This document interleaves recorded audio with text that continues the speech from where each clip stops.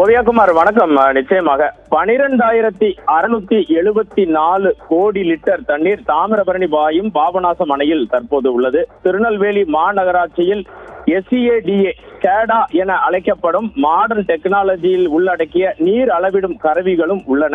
இருந்தும் எந்த செயல்பாடும் முழுவதுமாக இல்லாத காரணத்தினால் குறைந்தபட்சம் கடந்த ஒரு வருடமாக தாமிரபரணியின் 6 இடங்களில் குடிநீர் குழாய் உடைப்பு ஏற்பட்டு இன்று வரை அது சரி செய்யப்படவில்லை.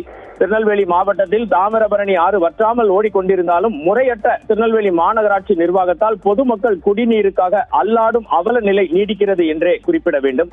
மிகவும் குறிப்பாக திருநெல்வேலி மாநகராட்சியின் விரிவாக்க பகுதிகளில் தற்போது நிலவும் கடும் தட்டுப்பாடு, குடிநீர் தட்டுப்பாடு பொதுமக்களை வீதிக்கு வந்து போராட தூண்டியுள்ளது என்றே மீண்டும் குறிப்பிடுவோம்.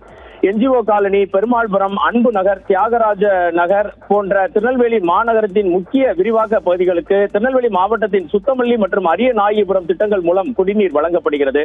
ஆனால் இந்த சுத்தமல்லியில் இருந்து வரும் பிரதான குழாயில் கடந்த பல மாதங்களாக 6 இடங்களில் உடைப்பு ஏற்பட்டுள்ளது. இதில் முக்கியமாக தருவை ரயில்வே பாலத்தின் கீழ் உள்ள பெரிய உடைப்பை ரயில்வே நிர்வாகம் அனுமதி அளித்தும் இன்று வரை சரி செய்ய நடவடிக்கை மேற்கொள்ளப்படவில்லை.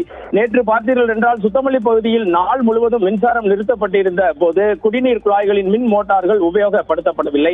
அந்த நேரத்தை பயன்படுத்தி உடைப்புகளை சரி செய்திருக்கலாம். ஆனால் மாநகராட்சி அதிகாரிகளின் மெத்தனத்தால் அந்த வாய்ப்பு வீணடிக்கப்பட்டதாகவே பொதுமக்கள் தெரிவிக்கின்றனர். அரியநாயகிபுரம் திட்டத்தில் ஆங்காங்கே சட்டவிரோதமாக தண்ணீர் திருடப்படுவதாலும் கடைமடை பகுதிகளுக்கு சொற்ப அளவே தண்ணீர் வந்து சேர்கிறது. மாநகர பகுதிகள் மட்டுமின்றி மூளைக்கரைப்பட்டி போன்ற புறநகர் பகுதிகளிலும் ஆற்று நீருக்கு பதிலாக ஆழ்துறை கிணறுகள் மூலம் உப்பு நீரே விநியோகிக்கப்படுவதாக பொதுமக்கள் வேதனை தெரிவிக்கின்றனர். இது குறித்து திருநெல்வேலியின் மார்க்சிஸ்ட் கம்யூனிஸ்ட் கட்சி சார்பில் அடிப்படை தேவையான குடிநீரை வழங்க தருவிய மாநகராட்சி ஆணையர் மற்றும் அதிகாரிகள் மீது பெரும் திரள் ஆர்ப்பாட்டத்திற்கு இன்று அறிவிப்பு வெளியிடப்பட்டிருக்கிறது. சட்டமன்ற தேர்தல் நெருங்கும் வேளையில் தாகத்தை தீர்க்க துடிக்கும் மக்களின் இந்த இன்னல்களை அதிகாரிகள் அலட்சியத்தால் தொடர்வது பெரும் கண்டனத்திற்கு உள்ளாகியுள்ளது.